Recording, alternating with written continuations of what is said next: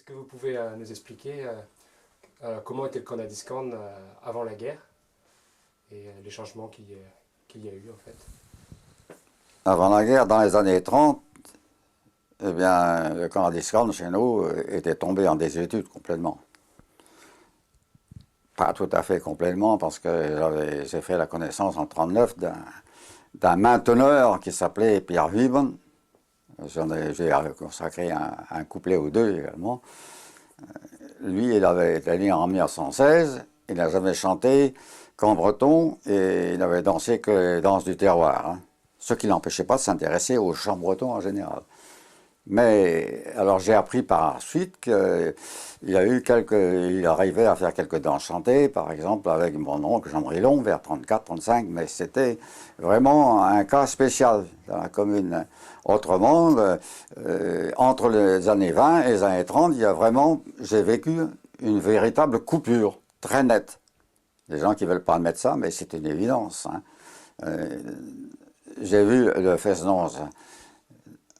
J'ai vu un Fesnose chez mon grand-père, j'ai vu commencer parce que j'avais que 7 ans. Hein.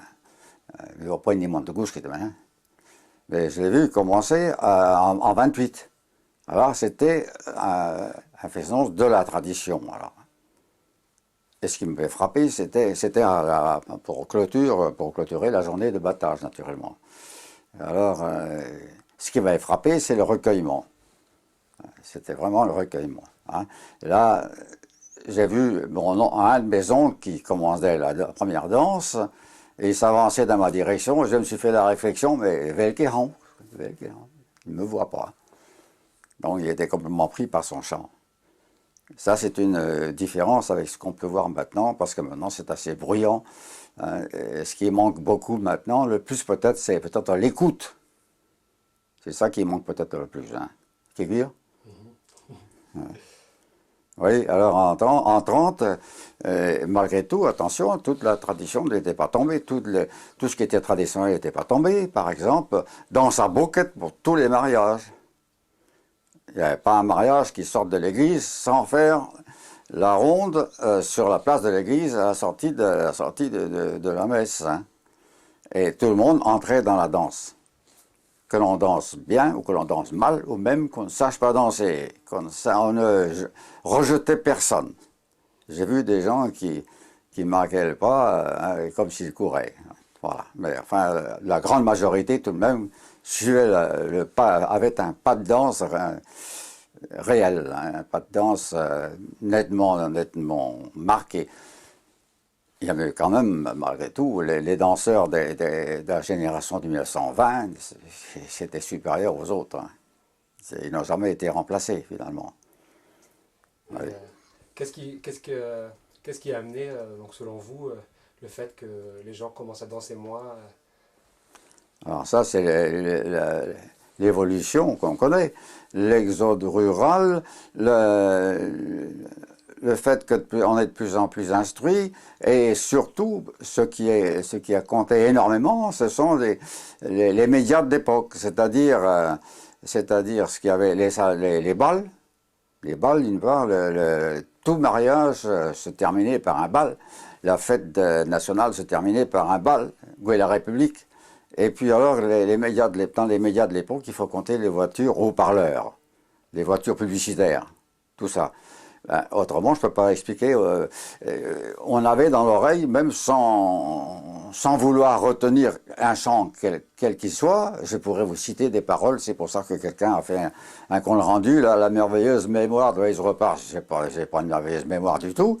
Seulement, on entendait à longueur d'année les voitures haut-parleurs qui répétaient un même refrain. Mais alors, la chanson à la mode changeait chaque année, bien entendu. Hein.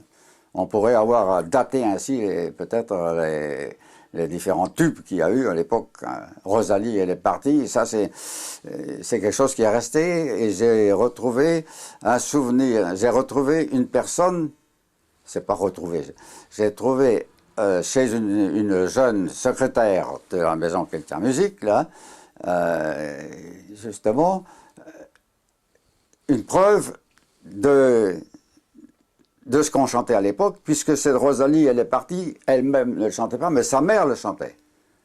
Et ça, je vous parle d'il y a 2-3 ans. Hein. Vous voyez?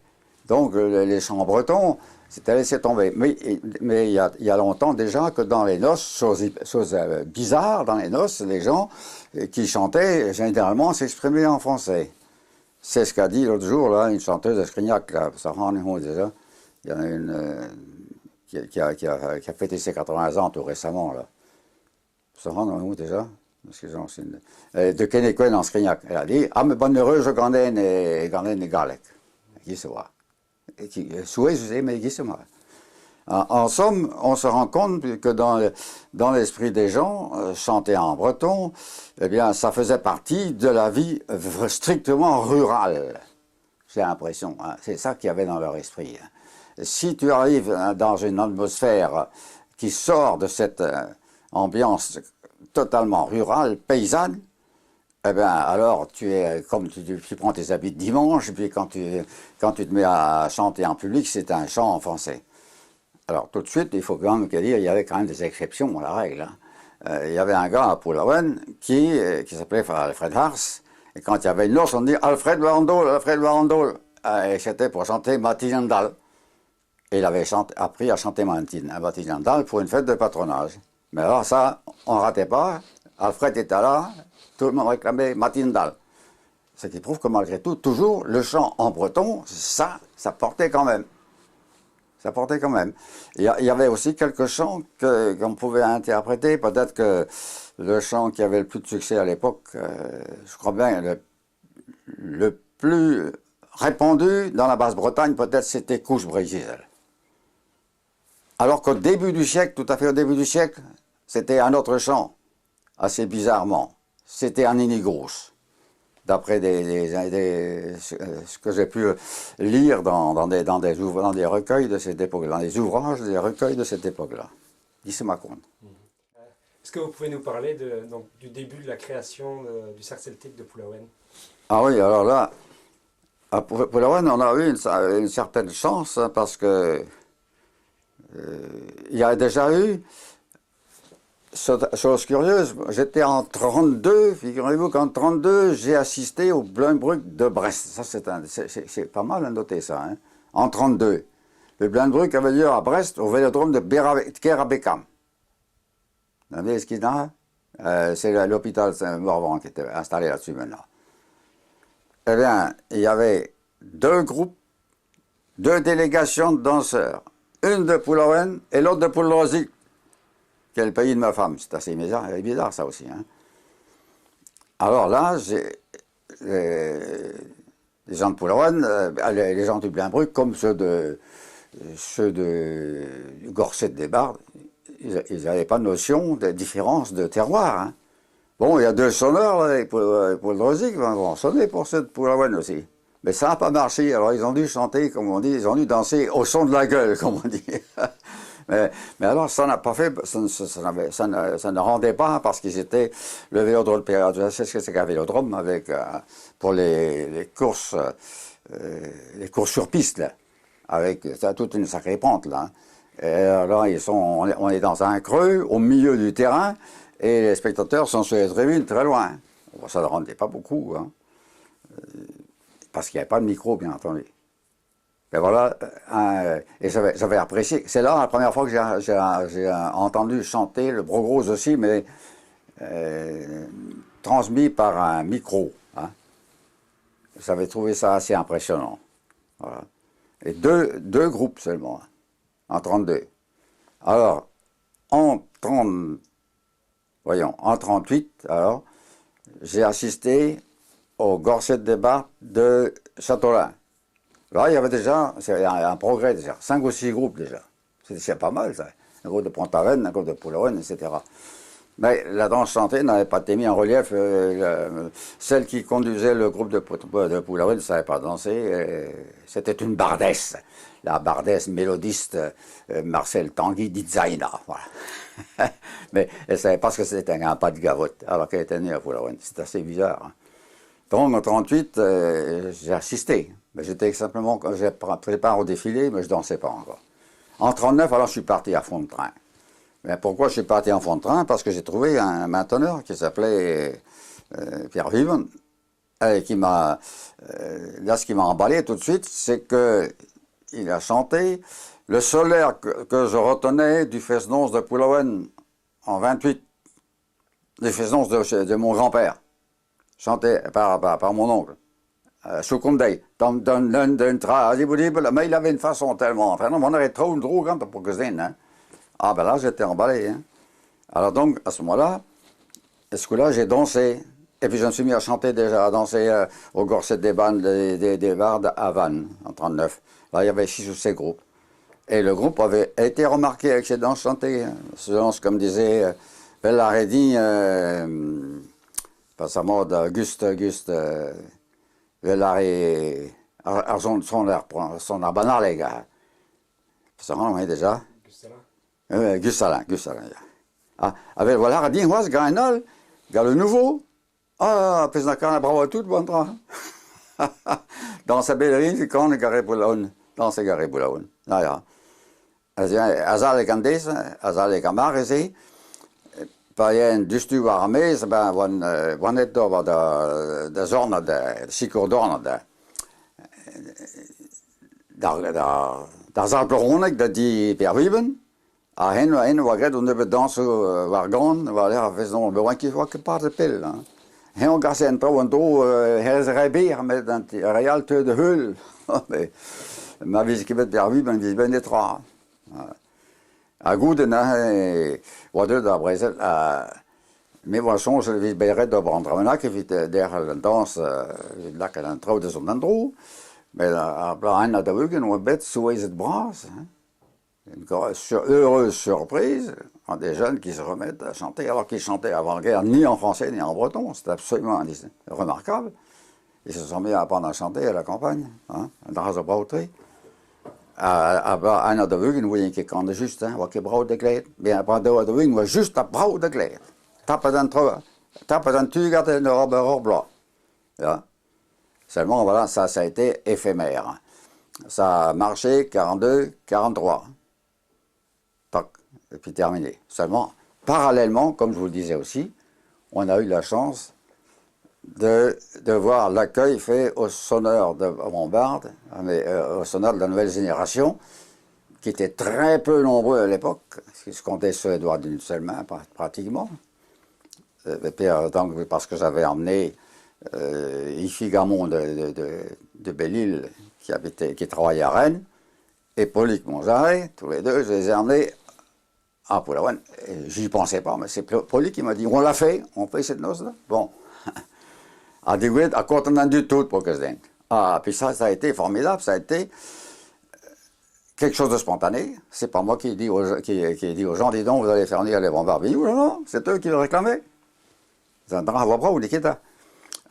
Tous les grands mariages, à partir de ce moment-là, 42, 43, et fin 44, aussitôt après la guerre, tous les grands mariages, 45, 46, si bien que le fondateur des Cahiers de l'Iroise écrivait dans Télégramme, Poulouen, l'heureux pays des mariages au bignou. Hein? Again, Maguel, pendant que Mayon, mes apères, où il danse, le grand danseur disparaît, voilà que dans les gouttes, sans se semble, c'est bien grave, on pisse la bade, hein? Ah, c'est comme meilleur divis comme il a dit. Ah, alors, c'est le 26 décembre 1954 que nous avons organisé la première journée intitulée Cannes à Discan, sur les affiches. Je pensais à l'époque, je faisais aussi des erreurs, je pensais que tout le monde aurait compris ce que ça voulait dire, mais non. Il y avait pareil de hooligan d'Ambenak, oh, mais je compte le grand âne, mahan. Mais même si on a de grandes dos à dos, avec les Grecs Wechal, ah ben, ouais, qui BD ici. Mais heureusement qu'il y avait le cercle de Poulouen qui tournait déjà depuis 49. Hein? Donc ça fait 5 années à tourner à travers la Bretagne et en dehors, jusqu'à La Rochelle, Vichy, Festival mondial du folklore à Biarritz-Pampelune. Hein? Et ce qui n'empêche que les jeunes ont encore préféré à toute autre sortie l'accueil qui leur a été réservé au village de Gilly, bar Gilly rue Poulouen. On dit merde de arriver toutes, mais ce qui est Den vuur werd de glaska furnes trop arbeit, ben fin de ska de furnes bargier. Ja, dat is ook weer, ik moest wat die weet. Als het toen, après zo, Kyrius de lang met draaien, la veille, j'ai fait venir, parce qu'il faisait, cette journée se déroulait dans une salle de danse qui n'était pas du tout équipée pour ça. Donc il fallait des sièges. Je ne sais pas qui m'avait dit qu'on pouvait avoir des sièges de la mairie de Carré. Très gentiment, moi j'en ai eu gratuitement. Hein. Là, il y a eu plein de camions de sièges et puis de bancs qui m'ont été débarqués là, la veille au soir, le 25. D'accord. Hein. Alors, il y avait un cousin germain, qui pourtant a été membre du cercle. Hein.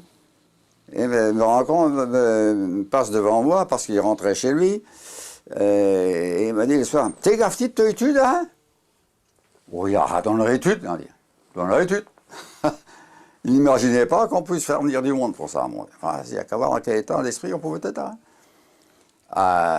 Avoir des études, puis on va au Toyo, vite avec Skant à Barbourg, dans le Garbourg, bête gargar, dans le kilomètre ben ik au Toyo. Wat heb ik wel nog een biscuit wat puloen, hè? Agent de lezersdal, hapo heen, de zavoga ba fonsa zal. Wat je sonorise à jeu dans des draps. Ah, mais allez, pas voir, non, là, Catherine Wern de Gane, commence en dit de Gaudima, commence en dit de strakelen doen, en dan wien, de zapen, honden, op lachen, of wat is dat, nergens aan de immer, startischen voor spiegelen daar. Aber in fin, très poswen, wat tappen te neer, al die scanners, hoe je keer daar zon. Als ik nou eens vrouw, hè. Zij Louis, kerst daar de hul. A mi be hul, pot po na wa dispaket Catherine. Na vi se kreve da arzal je tut pot kes den en wa limmer wel wa kem in de zonge vis bed. Strak frons spontus. En dra wa bed maar bras met modal wa bed do pessoir ma mestra. En de repéreliers en al de Charles Salpriel sont variés gat tout de Boulbriac die pessoiri Jacques Escrocht wat ben varié gat dos scolaire avoir custom de hoari en dra wie den dut wie netra dan pas ko de beer d'un droit d'auteur c'était un voir custom mais tout le temps va bet la plige d'un dut hardi. Agendans, maar de wegen daar zijn die ook kan althans wel aan dassen, daar zo best neuzen daar strakke dan en du dan door kan zijn. A tri gerg ben ik al eens ben geen poloen. Ag niket kan a dansal. Ik ken, maar kan sonju a boos, konte, konko konte in wae. Même soen, nee, een trekant bij Blainbrug, na displeget, pendant la gred ar brezegen, en talve dan, da go da priskenta, bij Blainbrug, en den wat dus Castelpol. C'était avant quelque tout den, à trop force begamen. Et il y avait pas de micro là, à cette journée-là? Ben, c'est-à-dire que j'avais pas pensé, dis donc. Je pensais que Wolf, je croyais avoir compris avec Wolf que Wolf allait sonoriser. Il n'a pas fait, il s'est contenté d'enregistrer. Il avait le matériel pour le faire. Mais d'un côté, ça n'a pas été plus mal parce que on était, on a été suivi, même le texte de ce qu'on chantait était suivi impeccable, d'une façon impeccable. Dans toute la salle, 600 personnes. Finalement, c'est une bonne chose qu'il n'y a pas eu de micro pour commencer. Seulement, alors, j'ai pas voulu du tout que Wolf fasse un disque à partir de ce qu'on avait chanté, parce que non, c'était bien pour l'ambiance, mais c'est moi qui compte un temps bij de mois de vacances. Quand de ma vie bien comprendre, mais waarom que bekend de Catherine Bisquoise, c'était moi qui juste voir. Non. C'était voilà, hop là, non, je ne vous autorise pas à faire même un tirage limité. Interdiction absolue. Laissez-moi. Et après, donc, vous avez repris ça l'année d'après? Oui, en 55. Alors en 55, il y avait beaucoup de monde. En 55, on a eu 55 a été un progrès dans ce sens qu'on a eu vraiment des concours, un concours de camp à discount qui ne concernait pas seulement les anciens qui étaient là, parce que au sud du cercle de Palawan, il y a eu des gars justement que je voulais rattraper, et des gars comme Salain de Colorec, et Piwanial déjà, Bisouan de Ploué. Ça faisait un tandem qui avait chanté en 42, 43 là. Et donc, ça c'était vraiment, ça c'était la réussite, si tu veux, du camp de 54, c'était en partie ça. C'était le fait que, là, ça a passé à la radio, on en a parlé dans la presse, hein. Hop là, ça y est, ça. Et quelqu'un comme l'aîné des Soirées m'a dit, ah mais, de voir de zonge tombe de zonjo, ma kleed, rebulon, batam de arena condet, on va être par un camp, par micro, de zonge tombe de zonjo cause. Le concours de la radio et puis la presse également, ça a été très important à l'époque, hein, pour faire connaître ça. Et donc, en 55, il y avait beaucoup plus de monde encore, il a fallu faire 2 salles. Seulement, c'était pas encore au point. Tandis qu'en 56, alors là, c'était un progrès définitif. Tout le monde l'a remarqué. Les chanteurs avaient retrouvé l'habitude du chant. Et c'était bien. En 56, c'était impeccable. Ouais. 56, on est arrivé à notre premier objectif. Hein. Faire que des gens qui avaient chanté se remettent à chanter et trouvent l'intérêt, la satisfaction des auditeurs et trouvent le plaisir à bien chanter et bien s'accorder à deux. Est-ce que vous pouvez nous parler un petit peu du mot fest-noz? Ah oui, ça c'est intéressant. Ça. Le mot fest-noz, ça a été interprété de façon bizarre. D'abord, dans les premiers temps, moi à cette époque-là, j'enseignais à Pont-l'Abbé. Alors, un journaliste dehors me dit, ouais, ça fait drôle, fest-noz, parce qu'on comprend fesse. Et d'autres me disent, ah bah, fest-noz, fait du cochon, mais non. Oui, le mot fest-noz, si on traduit mot à mot, ça donne lieu à des contresens, à des interprétations totalement erronées. Fest égale fête, noz égale nuit. Alors il y en a qui s'imaginent que tout ce qui est fête de nuit, ça mérite le nom de fest-noz. Pas du tout. Le terme n'avait de sens que dans le terroir du camp à Discon, dans le terroir des cantons, surtout des cantons de Carhaix, Huelgoat, Châteauneuf, surtout, hein, également Plébin. De l'autre côté, du côté de Rostronat, là-bas, on disait plutôt Nosvézu ou quelque chose comme ça. Je ne me rappelle plus comment on disait. Bon, alors, il y a eu des gens qui ont interprété ça à leur manière. Ils disent, ah non, mais il y a eu un fest-noz à Bénodet avant qu'il y ait eu à Palawan en 52. Ah oui, j'ai dit, mais les gens du pays participaient. Ah non, bah, c'est-à-dire qu'il y avait des gens sur scène qui se montraient et d'autres qui en regardaient, mais ça n'a rien à voir, j'ai dit. Et c'était pourtant un sonneur de la BS qui me disait ça. Oui, le terme fest-noz, voilà. Donc il désigne une chose très très précise, une soirée de danse chantée, consécutive, qui clôturait les journées de travail en commun à la ferme. Alors, nous avons créé un fest-noz, en somme, nouveau, mais en faisant appel aux gens qui pratiquaient le fest-noz traditionnel. Nous avons fait un fest-noz nouveau. Pourquoi? Parce que, au lieu de le faire à la campagne pour clôturer une journée de travail en commun, on le fait au bourg. Et au bourg et où? Dans une salle de danse. C'est ça qui était absolument... En somme, personne ne m'a fait cette remarque-là, mais il y avait autant d'adaptation à la vie moderne que de tradition dans le fest-noz du renouveau. Hein? Et puis ensuite, il y avait autre chose dans les journées de Canadiscan. J'avais fait quelque chose d'artificiel également. Je demandais aux chanteurs de chanter devant un micro, au lieu de chanter en dansant. Plus précisément, leur habitude était de ne chanter avec le rythme de la danse que s'il y avait danseurs qui attendaient qu'on les fasse danser.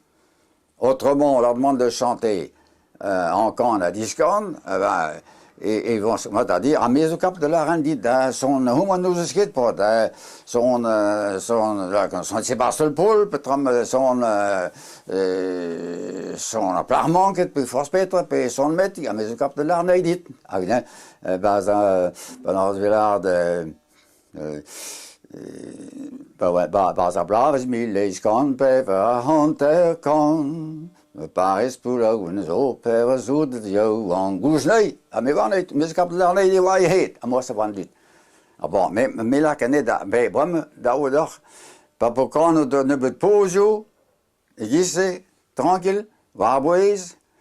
Eh ben we dan la rondeur kan wel ma wie bij dan dans van een dro.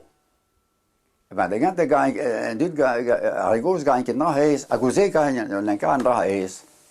Voilà, voilà, on garde le rythme de la... on chante dans le rythme de la danse, après quelques couplets chantés sur un rythme libre. Voilà ce qui était en somme en contradiction avec la tradition. J'ai fait des choses en contradiction, nous avons fait des choses en contradiction. La tradition, sans ça, on n'aurait pas réussi. Parce que pour les jeunes, si un type commence à dire, à chanter 30 couplets,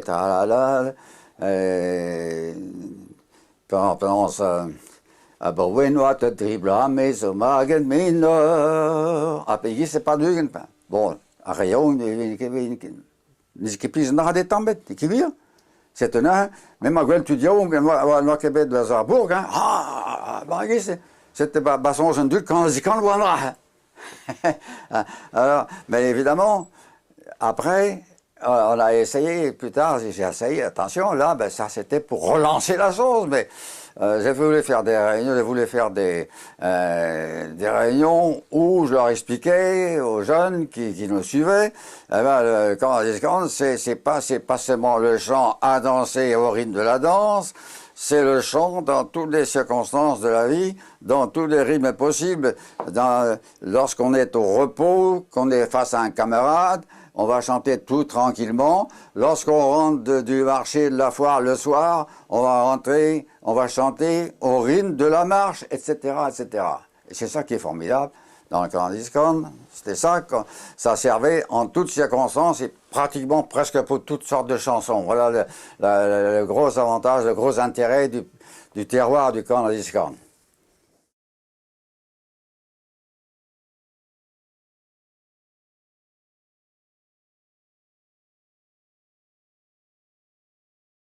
Qu'est-ce que vous feriez si vous avez 20 ans maintenant?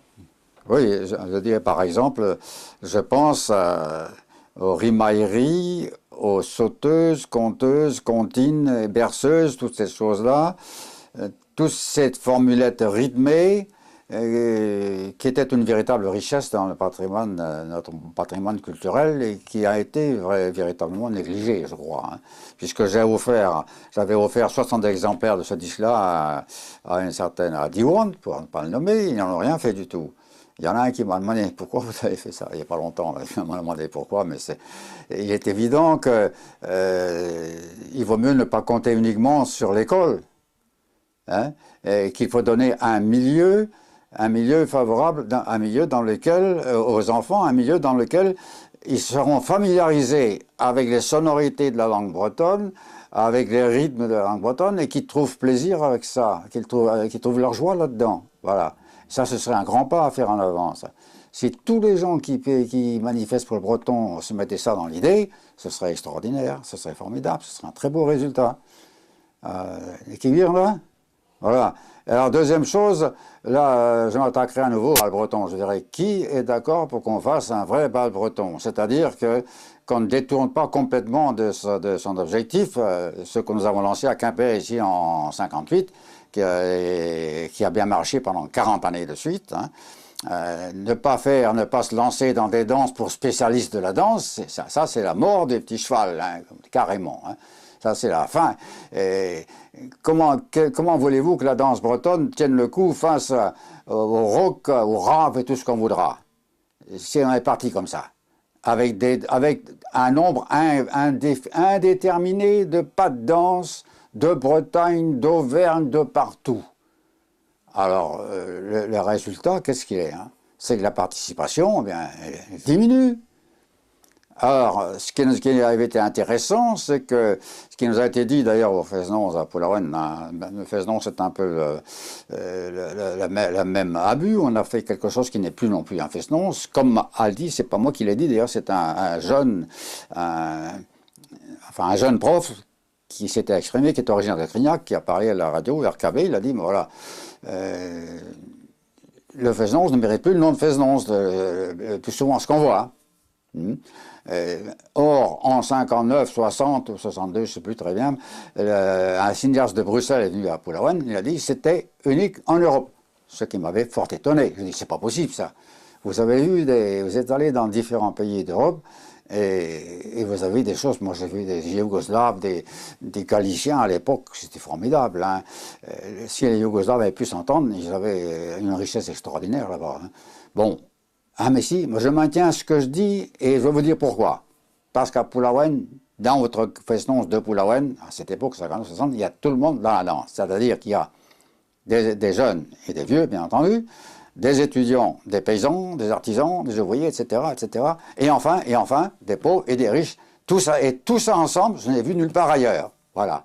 Je voudrais savoir combien, je ne ferai pas de la propagande parce que l'esprit, le militantisme, c'est tombé ça, hein. Ça ne réussit pas, c'est pas valable. Mais je poserai la question, je verrai où il y a des gens qui sont sensibles à cette façon de voir là.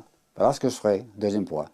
Troisième chose, qu'est-ce que je ferai aussi, c'est tout de même leur dire, nous pendant 10 années j'ai été accaparé par l'aide aux paysans bretons, nos amis qui se défendaient dans les problèmes de restructuration rurale qui se faisaient dans le cadre d'une loi de 1941.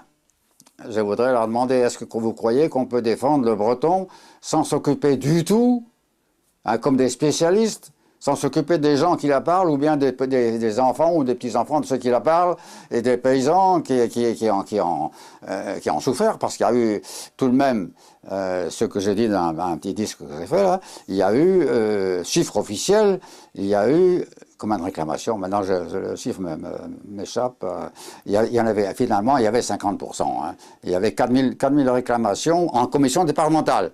C'est-à-dire, aller devant une commission départementale, c'était pas amusant. Hein. Moi, je peux vous le dire parce que je l'ai fait, moi. J'étais devant une commission. Et puis, j'ai vu comment la commission départementale, devant laquelle se présentait un paysan, moi, c'était comme un tribunal. Hein. Et ça, le mouvement breton n'a pas été à la hauteur, quel qu'il soit. Pas plus que les mouvements politiques français. Hein. Et ils ont laissé massacrer pratiquement la paysannerie. Hein. 50% des paysans, ça c'était un chiffre encore qui m'a été donné par le premier élu de France, le maire de, je ne sais plus comment ça s'appelle, du Léon, là, premier élu. Hein. Il a dit lui-même, 50% des paysans se disaient lésés. Bon, voilà, j'ai vu comment ça se passait, un film de propagande de publicité pour le moment fait par le génie rural lui-même, par la DDA. Eh bien, il y avait une table là, comme un jury, par exemple, comme un jury de cours de correctionnel ou d'assises. Hein. Alors, c'était à Plozévet, 200 réclamations. Tu te rends compte, 200 réclamations dans une commune? Ce que ça représente, ça, 200? Alors, on a vu un paysan venir présenter sa réclamation. Ce qu'il a dit, c'était absolument accablant. Sans s'énerver, devant lui, il y avait comme ça, 5 ou 6 comme ça, là. Puis à un moment donné, ça se termine, je vois 2 lèvres qui s'en trouvent et qui disent « Sortez !» Autrement dit, c'était une simple formalité. C'est le mépris total. Et on prétend que c'est fait pour le bien des gens et que c'est fait à la demande des gens. Alors je pense que le mouvement breton devrait au moins se poser la question. Qu'est-ce que c'est que cette loi de 1941, du 9 mars? Qu'est-ce qui sortait en France comme loi en 1941, des lois démocratiques? Ça ignore totalement la démocratie.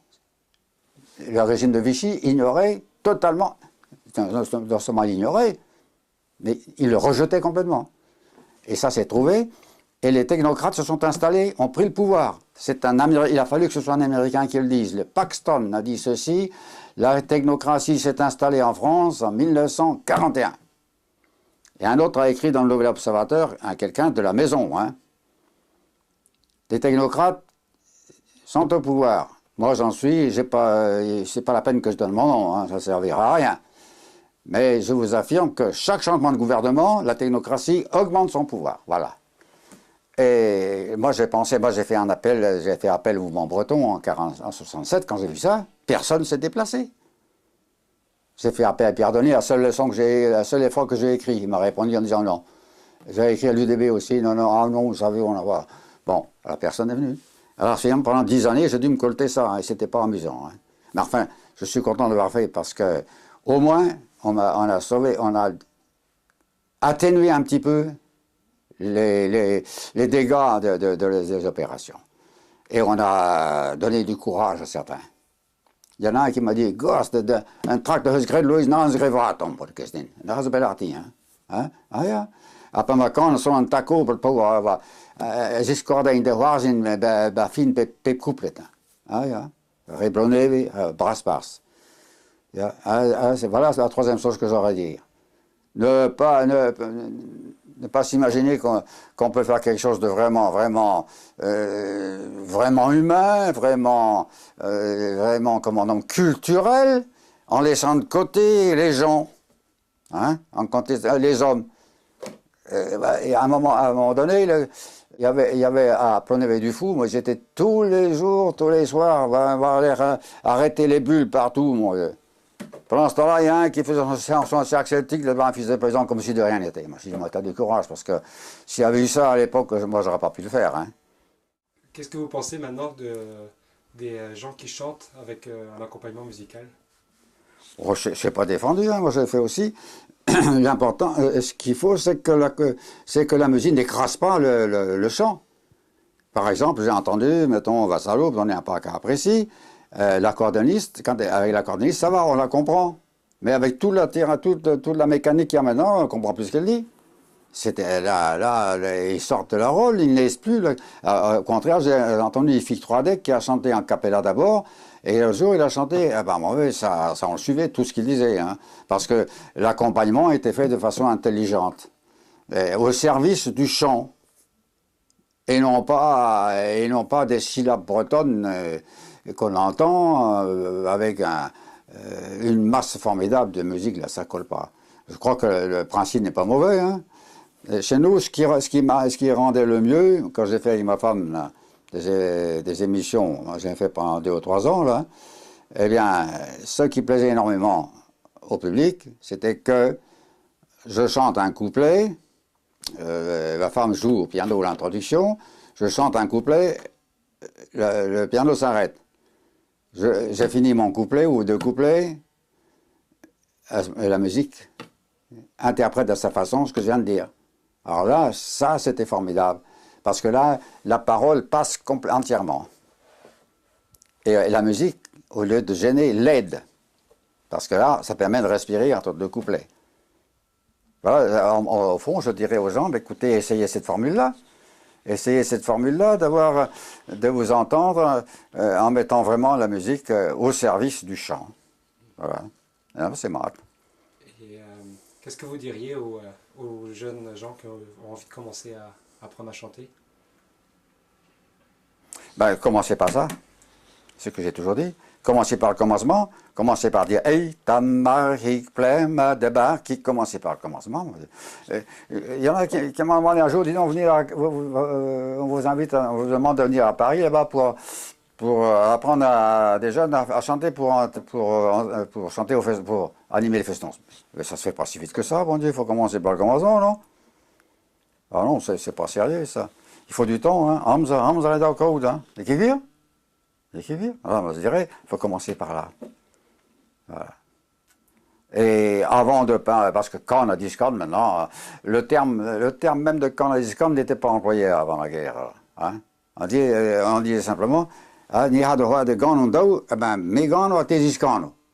mais autrement, il faut bien préciser ceci, hein, parce qu'il faut pas. Même Favreau m'a compris de travers. Moi, j'ai pas inventé cette formule-là. Il a dit que je l'avais inventée, que je l'avais employée. C'est pas, il m'en faisait pas reproche. Hein. Il me disait, voilà, il a compris que comme ça, non. J'ai utilisé ça. Le premier qui a utilisé la formule quand on a dit scan, c'était Poli, pour les chansons sur feuille volante. Seulement, ces chansons sur feuille volante, ça n'a intéressé personne. Et pourquoi? Parce qu'il a voulu faire œuvre de puriste. Il a dit, mes aux majors tistrés de son armée, ah ben, là, il a bretonnisé quoi, tout le texte. Les eaux, elle a dit, mes aux majors tistrés de son armée, réjouissent Mahalon rentré à Badavro, là où on est des Mahalon, Embro, on a d'arrêt. Bon, ça ne pouvait pas marcher. Donc, mais il avait mis le titre Candiscan et c'est lui qui m'a. C'est comme ça que j'ai eu l'idée d'employer cette expression-là. Et maintenant, là, les gens s'imaginent que c'est vraiment comme une sorte d'absolu, quoi. Que c'est une chose que tout le monde connaît. C'est-à-dire, ben, on est au pays du Candiscan ici, quoi, les types ne comprendraient pas. Qu'est-ce que dans Guichard dit que comment appelait-on les gens de notre terroir, là? C'est pas les gens du pays du Candiscan, hein, qu'est-ce qu'il disait? Porte tralaleno. Oui, qui mènera, porte tralaleno. Ah, voilà, tout. Allez, Guisse? Est-ce que $3, non? Non, autrement, je dirais aux gens, ben, soyez modestes. Voilà, voilà il n'y avait pas de vedette autrefois, et c'est dangereux, le micro, là, on devient quelqu'un. Il y en a une qui disait l'autre jour, d'ailleurs, l'avouer, regarde, regardez, dan lijkt me straks qui me dit, ja, mais wel kan man wel notre doux, qui veut le béantude, donc là, que des ans, ça hein? Alors, il faut être modeste parce que le chanteur de Candiscan, il avait devant un coup de site quand il avait chanté la danse, Ahmad Pelzo, hein, Banechiste de Dogoner, Ahmad Pelzo. Et voilà.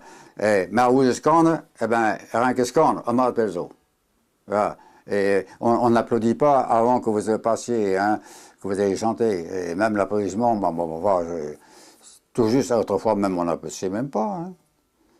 Tu fais ton boulot. Hein.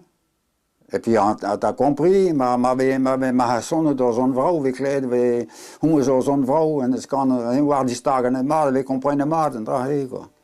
Je leur demanderai donc de la modestie, méfiez-vous, parce que quand on est dans un micro, là, mon frère qui regardait les fêtes de Cornouailles, il disait, gars, mais le public regarde d'abord les danseurs, mais après, il ne regarde plus que vous. Le chanteur, ça devient vraiment un personnage, quoi. Il faut éviter ça. Vous ne croyez pas? Kafkeer? Il ne faut pas devenir un personnage comme ça, il ne faut pas devenir une vedette. La seconde, et Sarguadec a dit bien ça un jour. Ah, mais il n'y avait pas de vedette, nous, il n'y avait pas de vedette autrefois, je ne suis pas une vedette. Frère Morvan a dit ça plusieurs fois. Ah, parce qu'il y a des vedettes, là, les noms gaffamés, hein. Ben, comme ça, ils ont tenu le coup. Viré. Ça, c'était une leçon, un conseil à donner, ça. Parce que là, vraiment, on devient quelqu'un. On devient quelqu'un, là, devant le micro, là. C'est pas vrai, ça? Dès qu'il vire, on devient quelqu'un, mon vieux. Ah, ouais. Puis, oh, et Daniel Jekyll m'a dit, il était en râle, parce qu'il était dans le pays d'Igoudin, là, une soirée. À Sölvi, vis dival, à Sölvi, vis strakker den douwen. Au kast, hij was strakker. Ah, Boston Nugget, dan kon ze niet. À Sölvi, Sölvi, vis strakker den douwen. Maar dat is een bisquas.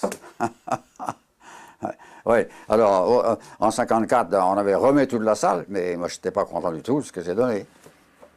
C'était bon sur le coup parce que tout le monde était. Tout le monde à Zalia tout, mais pas de gilet au goût. Voilà. C'est ma pour 3 sur l'arbre, hein. Peut-être l'arbre, quand on aurait? Ja, non, c'est non. C'est tout, hein. Ja, ja. Ja,